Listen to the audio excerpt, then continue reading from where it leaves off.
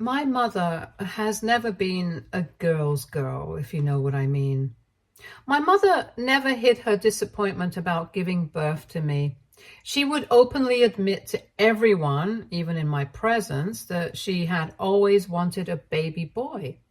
The fact that she ended up with a daughter seemed to her like some kind of unfortunate twist of fate. She would tell her friends how she was stuck now with me forever, which was incredibly painful to hear. It felt like a rejection of my very existence, an invalidation of who I was simply because of my gender. From a young age, I would also notice a stark difference in how my mother treated me compared to all my cousins. While they were often showered with praise and affection from her whenever we met with them, I always received a colder, more critical attitude from her. She also would scold me if I acted too girlish, according to her. I was banned from buying anything pink for myself since she felt it was too girly and I needed to stop acting like other girls. I was also banned from wearing skirts or dresses. She dressed me like a boy for a very long time and would only allow me to play with toy cars and trucks. I was also not allowed to keep long hair as she felt it was too much to take care of and always made me cut my hair very short. Honestly, I just never understood her obsession with gender. Why did it matter so much whether I was a girl or a boy? Why couldn't she see beyond that and appreciate me for who I was? As a child, these thoughts swirled in my head, creating a storm of confusion and hurt. Her behavior planted seeds of self-doubt and insecurity in me. I began to question my worth and whether I could ever live up to her expectations. It was a heavy burden for a child to bear, knowing that in her eyes I was a constant reminder of her unfulfilled desire for a son. I couldn't grasp why my mother, the person who was supposed to love and support me unconditionally, was so fixated on something I had no control over. As if this wasn't enough, she also had a particular disdain for other women in our lives, frequently indulging in harsh criticisms and gossip about them. If a female co-worker of my mother ever got promoted, she would complain to my dad and me, insinuating that the woman must have slept her way to get the promotion.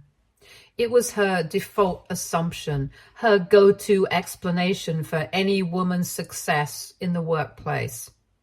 The idea that a woman could achieve something through hard work and merit seemed foreign to her. It was as if in her eyes, women could only advance by compromising their integrity. If a classmate of mine received more appreciation from a teacher, my mother would quickly jump to the conclusion that the child's mother must have had an affair with the teacher. Hence, the said child was getting extra brownie points. Not only was all of this weird for me to hear as a child, but this negative attitude of hers was a constant presence in my life, shaping much of my childhood and how I perceived myself and others. As you can imagine, my mother's comments made it difficult for me to form healthy relationships with other women. Her constant bashing of other women created an atmosphere where I felt it was almost wrong to admire or be close to any females in my life. The idea that women were always competing against each other, always out to undermine or deceive, was in the back of my mind constantly. If I ever befriended any woman, my mother would constantly remind me about how it was better to befriend men and how men were always more helpful. This is why for a very long time I only had male friends at school, since I was afraid of befriending a female and getting backstabbed by her. As if all these things were not enough, when I was in high school, my dad confessed to my mother that he wanted a divorce. This was quite unexpected, as I always thought my parents had the perfect marriage. However, it turned out that he had been having an affair with one of his co-workers. The revelation was a bombshell, shaking the very foundations of our family.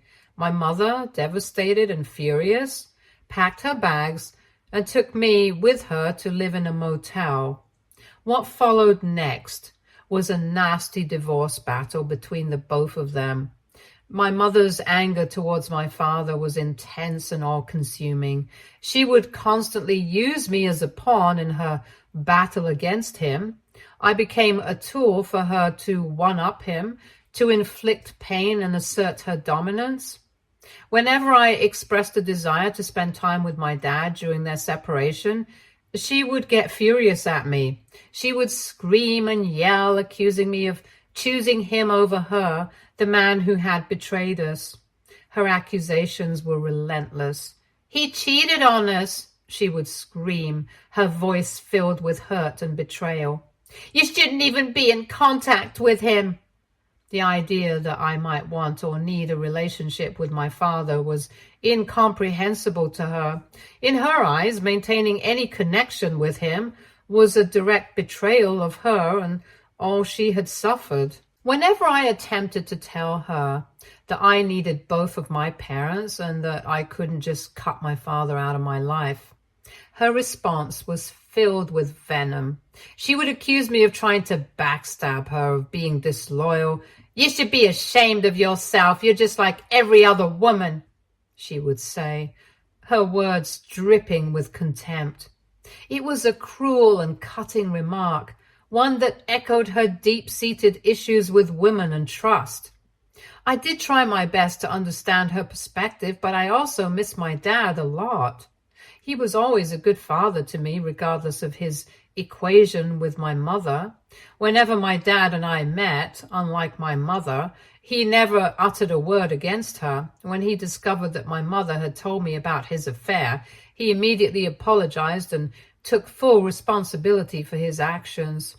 He explained that he had been deeply unhappy in his marriage and that falling in love with his coworker had been unexpected. Despite this, he emphasized multiple times that cheating on my mother was a grave mistake, and he assured me that when I grew up, he would be open to answering any questions I might have about what happened.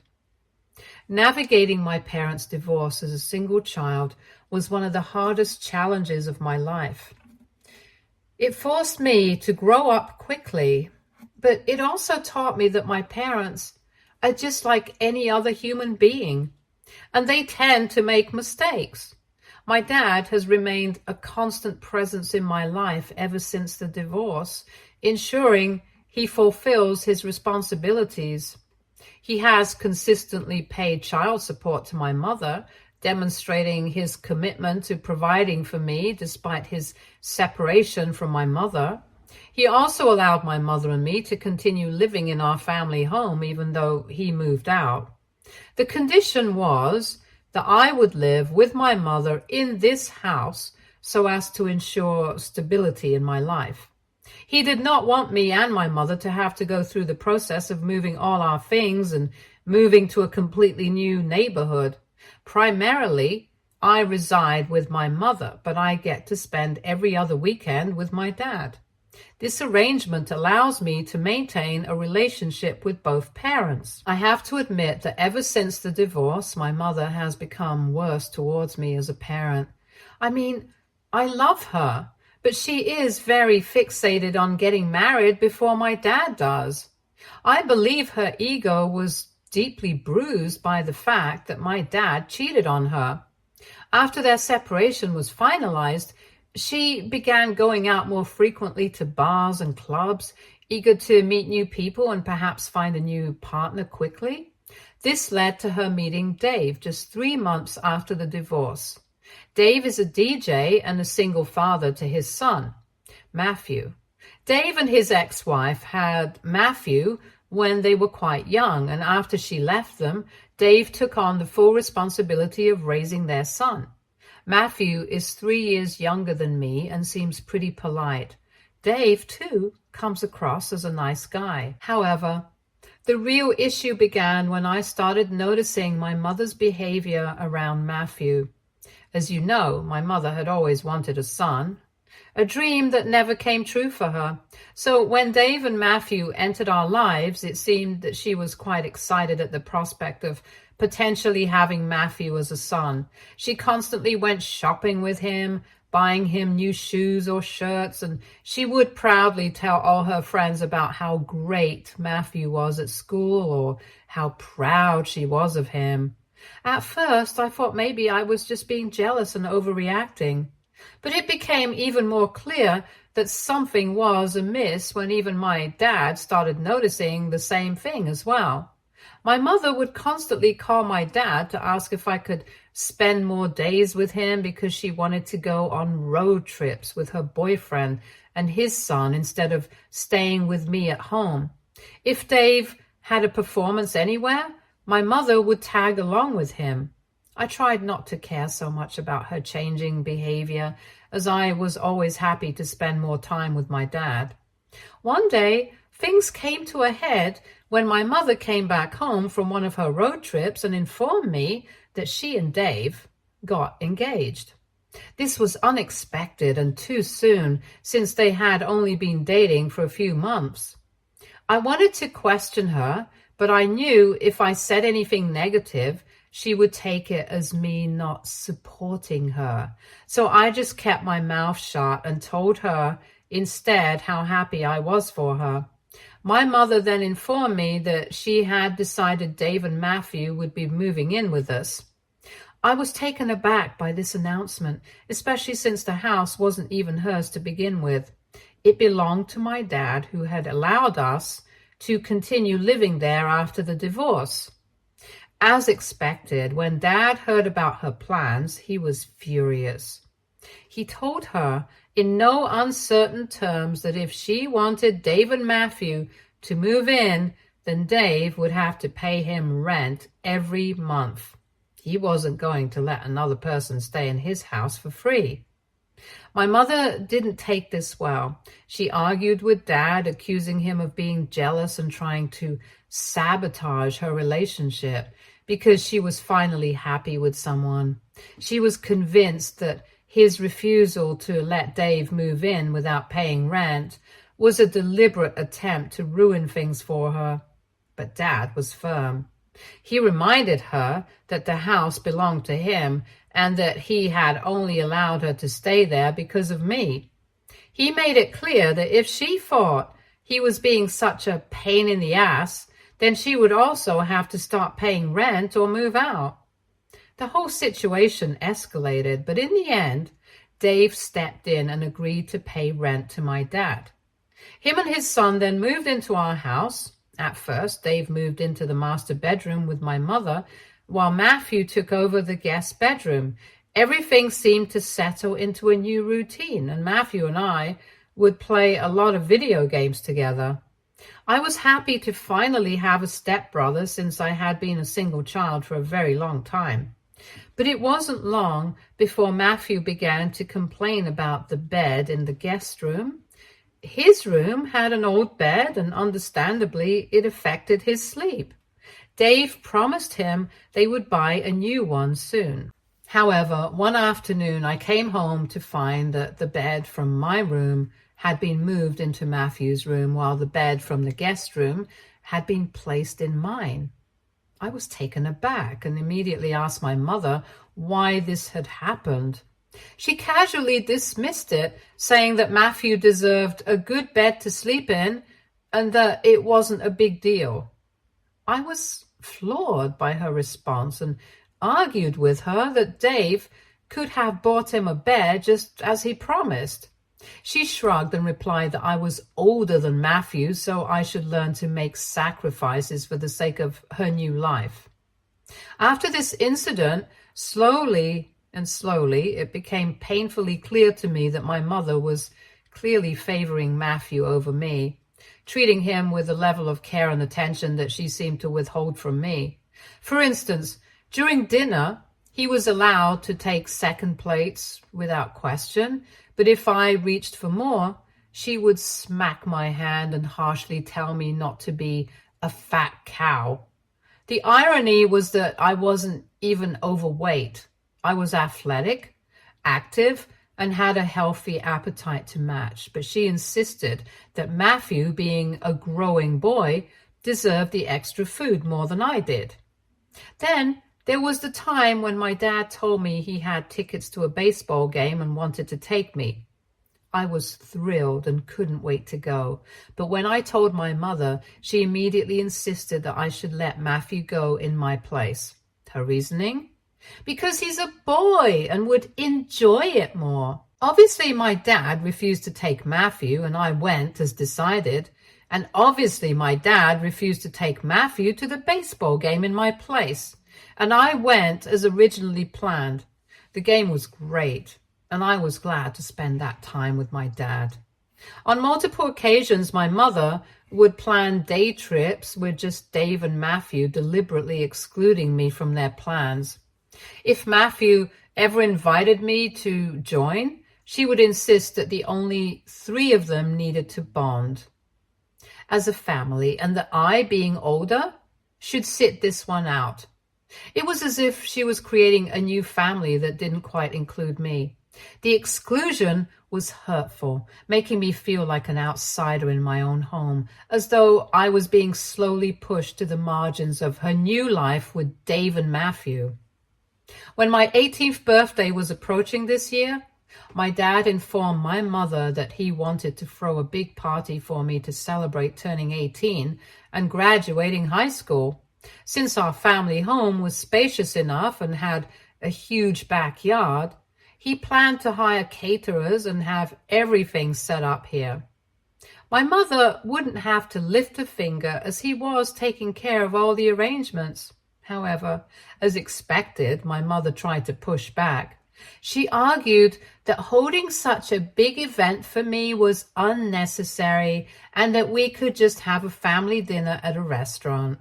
My dad argued that since I was his only child, he wanted to celebrate such a huge milestone in my life with the rest of our family and friends.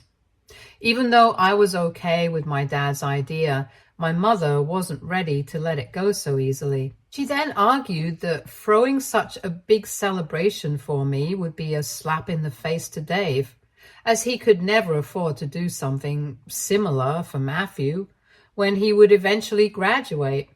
She claimed it was unfair to make Matthew feel left out by hosting an event that was all about me. Then she went on to suggest that we could perhaps celebrate Matthew during the party as well. This was supposed to be my special day, a milestone, and yet my mother was more concerned about how it might affect Matthew and Dave. It was as though she couldn't stand the thought of me having a moment that was purely about me without somehow bringing Matthew into it. My dad, however, had had enough of her arguments. He firmly reminded her that Matthew was none of his concern and that this party was for me, his daughter, who deserved to be celebrated.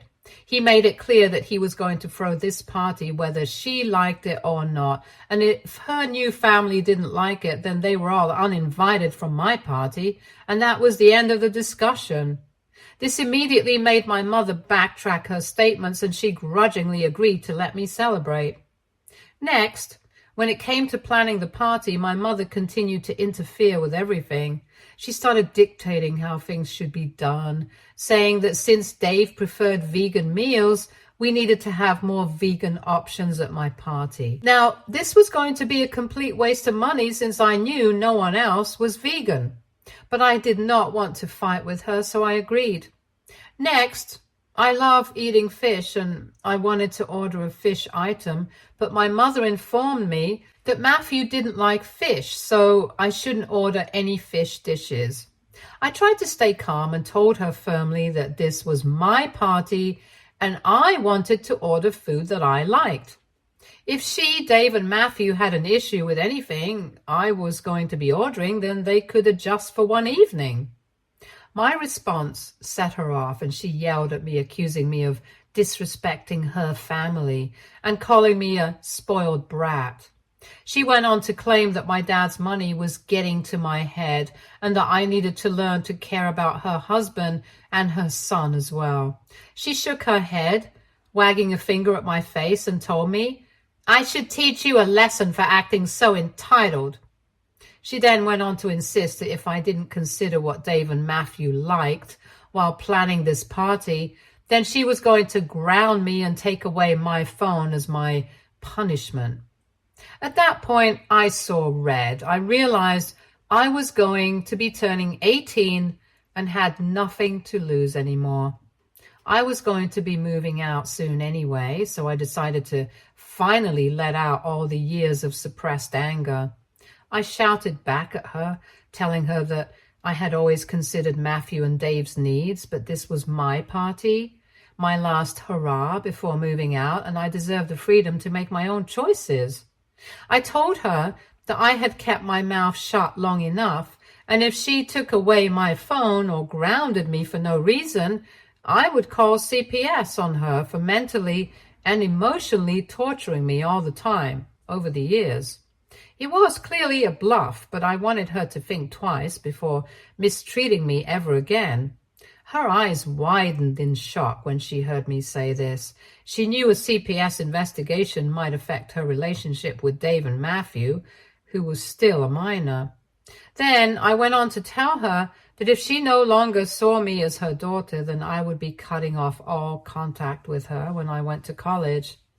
I didn't want a mother anyway who never prioritized me, who always put others before me, and who made me feel like I was second best in my own home. It was a moment of raw, unfiltered honesty, and I made it clear that I was done with being pushed aside. This seemed to shake her up.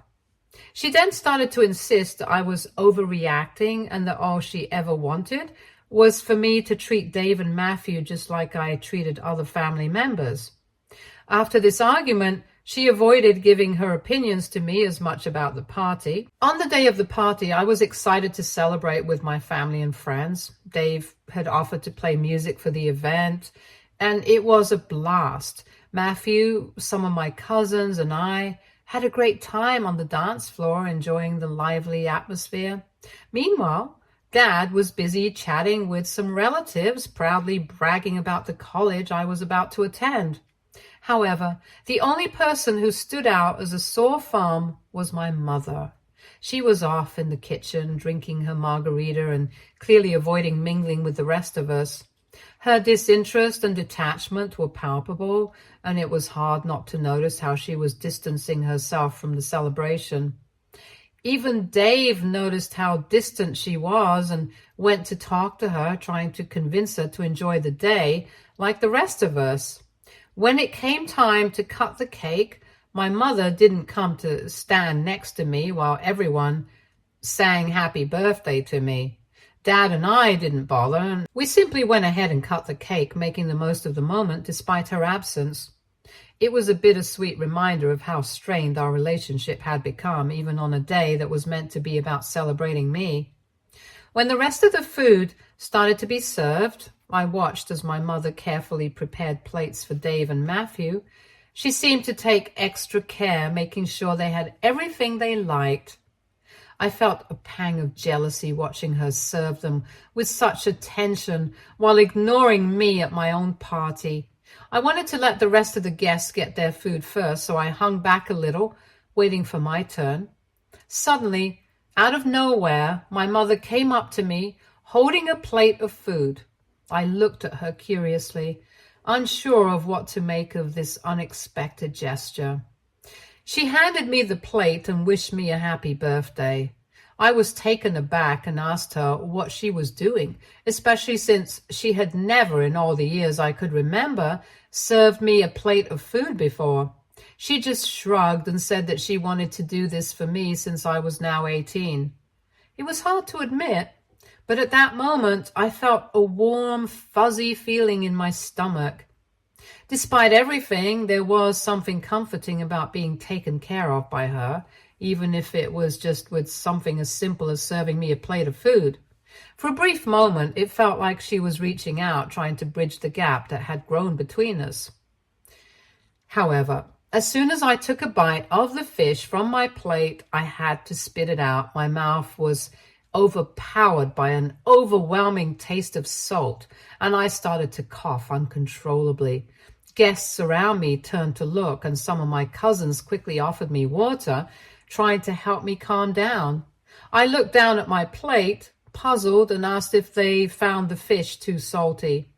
Bewildered, they shook their heads. Confused and increasingly suspicious, I checked my plate again and then glanced over at my mother. Our eyes met, and I noticed she had a smirk on her face. It took me a moment to register that in her hand she was shaking an empty salt bottle as if to gesture that she had purposely added too much salt to my fish. Suddenly, I realized that she had clearly tampered with my food. I was dumbfounded as to why she would do that. I went up to her, trying to keep my composure despite the hurt and anger bubbling inside me. "What are you doing?" I asked her, my voice strained. "Did you really put salt on my fish? Why would you even do that?" She looked at me, still smirking as if the whole thing was just a petty joke. With a cold tone, she told me that she had warned me not to order fish, but I had insisted on it, so this was her way of teaching me a lesson for always being so entitled. She insisted that this was just a harmless prank anyway, but that it would teach me to never argue with her in the future. Her words felt like a punch to the stomach, and I realized then just how manipulative and cruel my mother could be.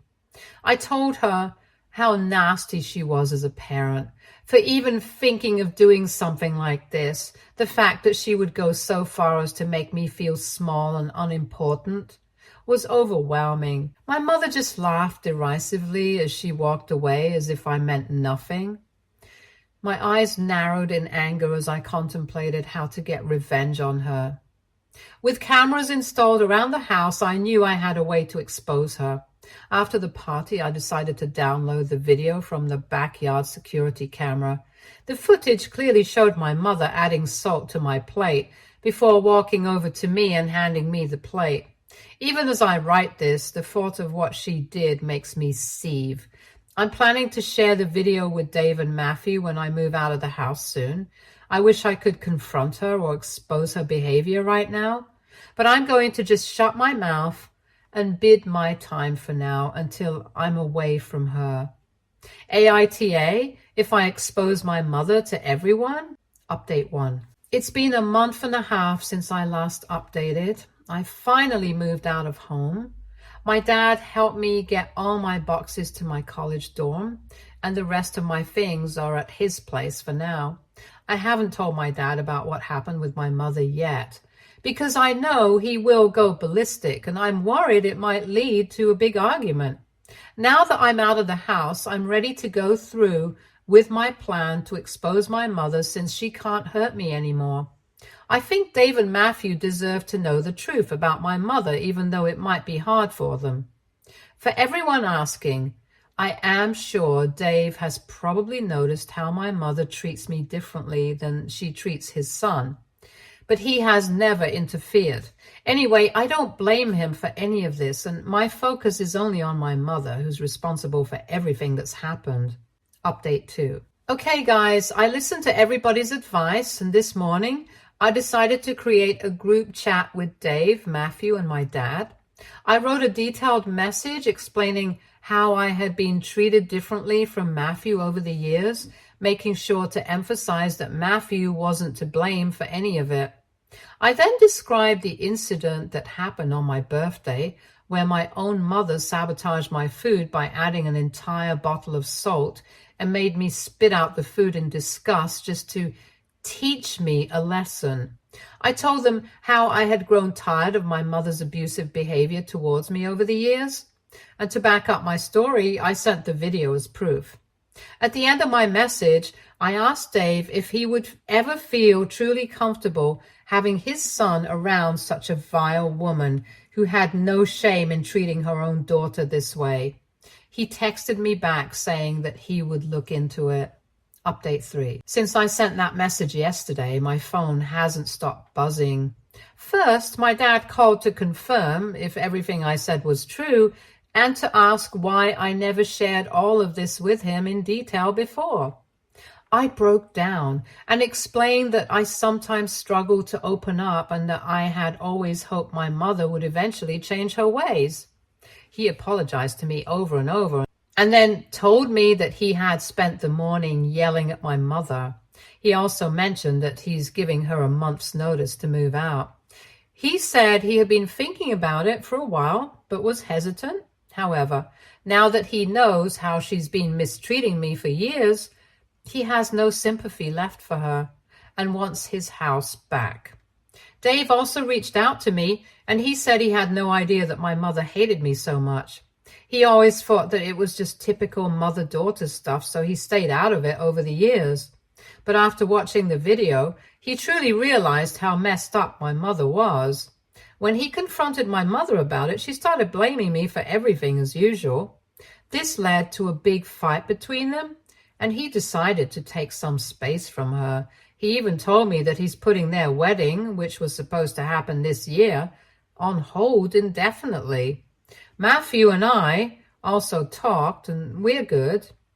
As for my mother, she hasn't stopped calling and texting me. Her messages have been all over the place, ranging from hurling abuse at me to threatening me for exposing her, but I don't care anymore. I've decided to ignore her completely and avoid any interaction with her for the time being. In the end, I have no regrets about exposing my mother, and hopefully she will learn to not mess with me ever again. Stay tuned for more stories from Argo Relationships.